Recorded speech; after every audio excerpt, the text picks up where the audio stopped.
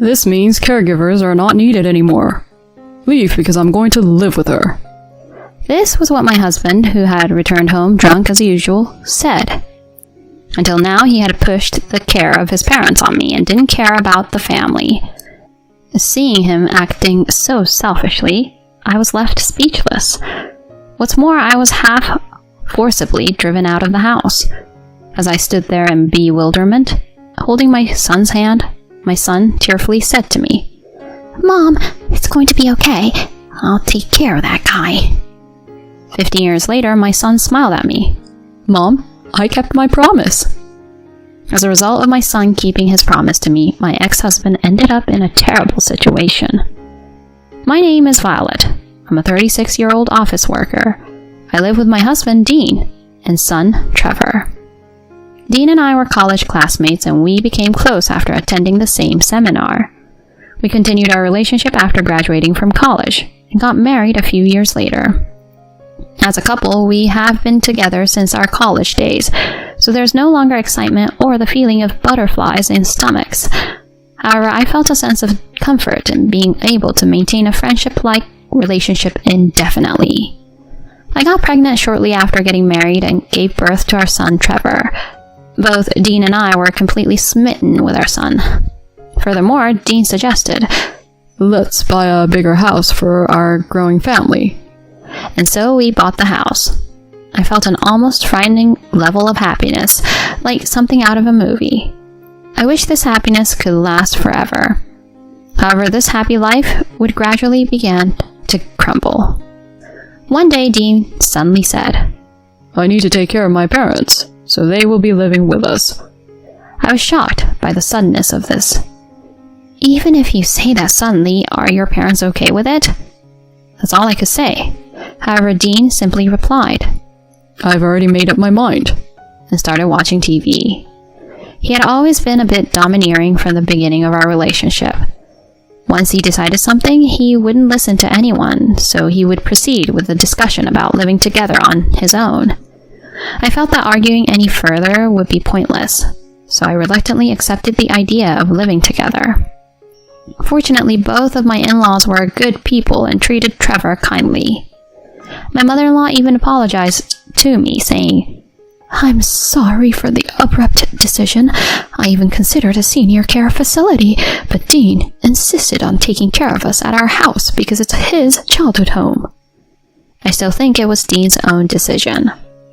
But even when we started living with his in-laws, Dean didn't help with caregiving.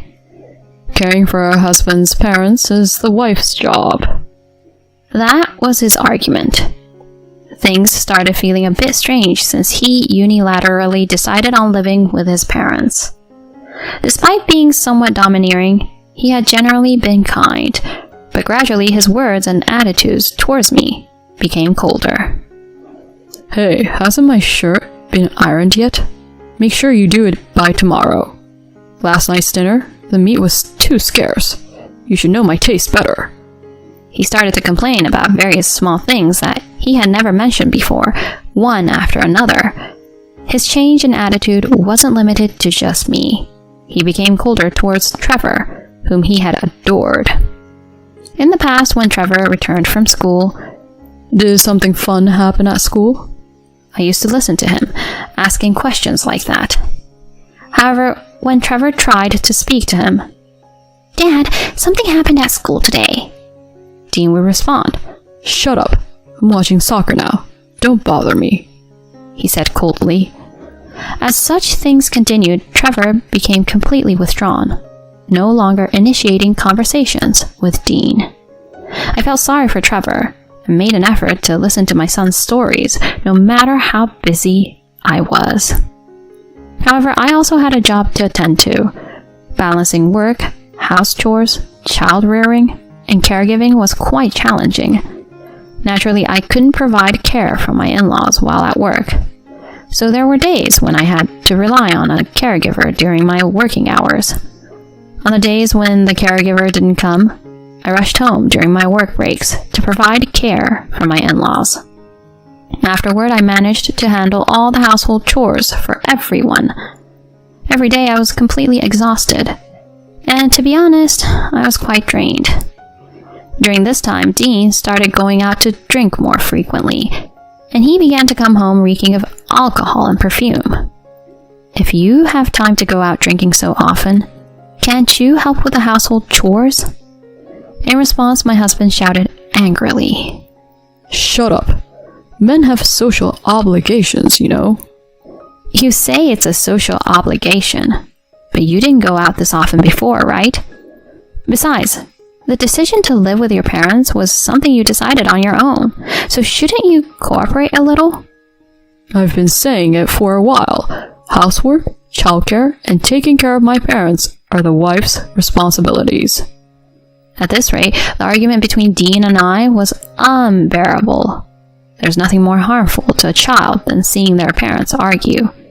I tried to express my opinions to Dean when Trevor was asleep, and I avoided complaining about him in front of our son. However, Trevor was already 10 years old. He must have sensed various things. One day, Trevor said these kind words to me. Mom, are you okay? You seem a little down lately. Is it hard to take care of Grandma and Grandpa? If there's anything I can do to help, I'll help too, okay? Trevor's words almost brought me tears, but I couldn't show my weakness. Thank you, Trevor. You're so kind, but don't worry about me. Was school fun today? I tried to keep the conversation light, so as not to burden my son. For Trevor's sake, and for my own, I had to stay strong. I reminded myself of this every day. Meanwhile, Dean's behavior took a turn for the worse. He began going to drinking parties more frequently, sometimes not coming home for days. He even stopped contributing to the household finances. I had reached my breaking point. Something had to change. Just as I was contemplating this, my in-laws' health deteriorated, and they passed away one after another. It was as if my father-in-law was chasing after my late mother-in-law. Caring for them had been challenging, but losing my kind in-laws filled Trevor and me with sadness. Even in times like these, Dean continued to go out drinking, and didn't even help prepare for the funerals. I reluctantly took charge of the funeral preparations. Things finally came to an end, and one day while I was at home resting, the kind-hearted Trevor approached me. Mom, you've worked so hard, he said, patting my shoulder. At that moment, Dean returned home, and he seemed drunk again. I had a bad feeling about this. Trevor, go to your room. I told him to stay in his room. Dean stood in front of me and abruptly said, Now, we don't need any more caregivers. The only reason I haven't divorced you until now is because I needed someone to care for them. Huh? What do you mean by don't need? Exactly what it sounds like. I'm going to live here with my new girlfriend, and we'll get married soon. You both need to leave. What is this all of a sudden? Do you even know what you're talking about? I was in disbelief. Dean had always been selfish, and I couldn't contain my anger at his words. However, Dean continued without regard for my feelings. I don't love you guys anymore. Besides, my new girlfriend is pregnant. I'm going to build a happy home with my new family. I have no choice, so I'll pay you some alimony. And just like that, I was forcefully kicked out of the house.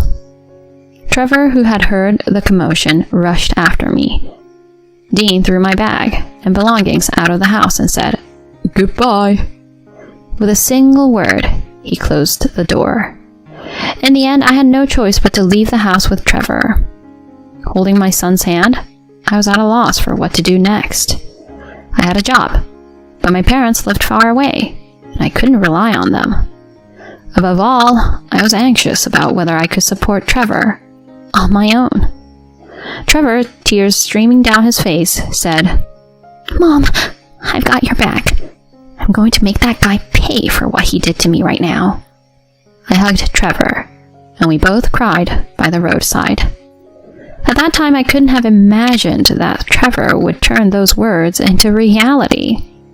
Since leaving home with Trevor, I had been working hard to raise him. I had a full-time job, but being a single mother wasn't easy. I was determined not to burden Trevor with my struggles.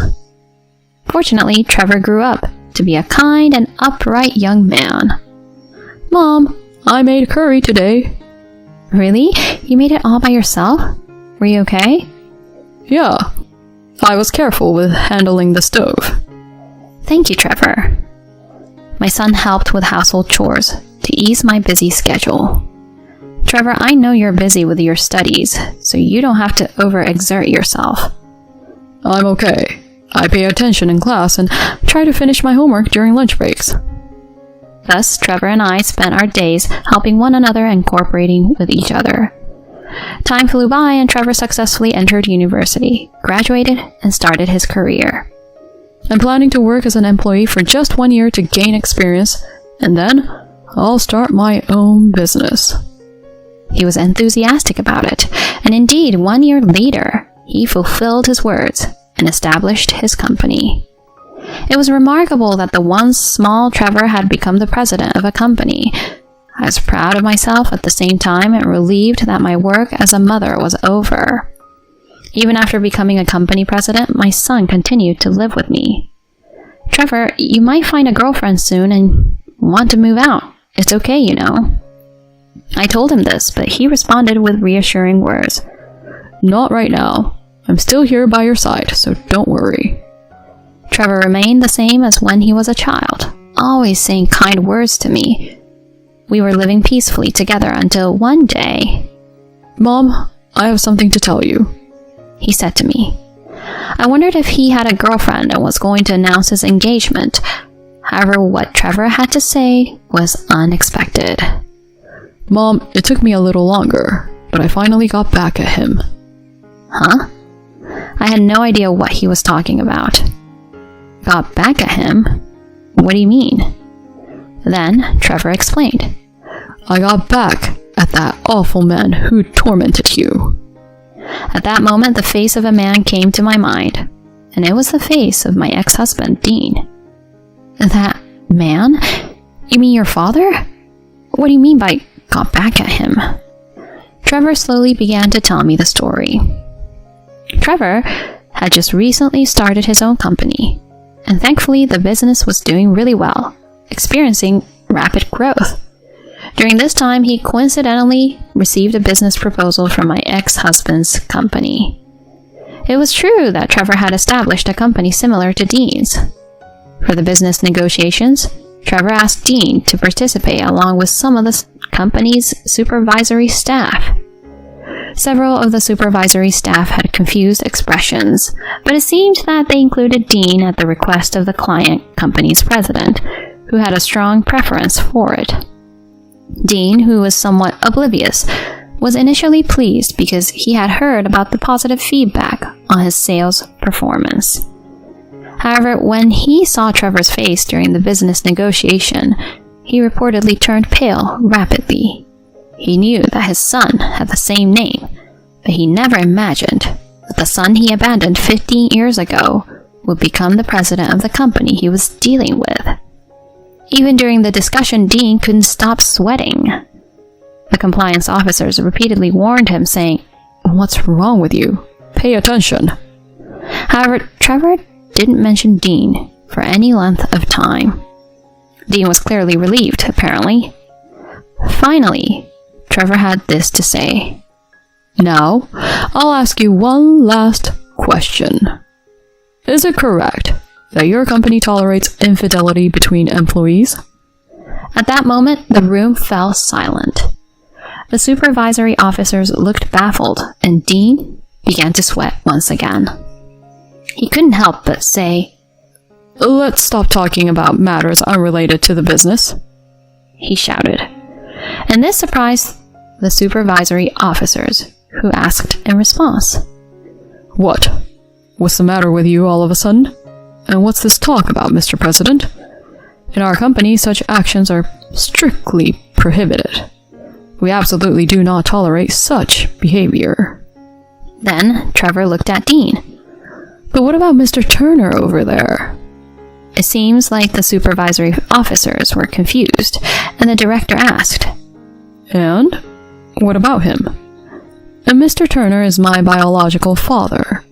During my childhood, he had an affair with another woman, which led to him kicking my mother and me out of the house.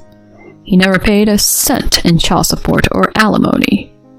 Then Dean banged his desk and got up. "Mr. President, there are certain things you can and can't say. I'll sue you for defamation without any evidence, you know." However, Trevor remained calm and ignored his outburst. "You've married your mistress and had children, haven't you? And now you're having an affair with one of your company's secretaries, aren't you?" With that, Trevor laid out the photographic evidence on his desk. Upon seeing these photos, the supervisory officers turned pale. What are you doing?" They all glared at Dean, and they began to apologize profusely. "I'm sorry. We will take appropriate action on this matter.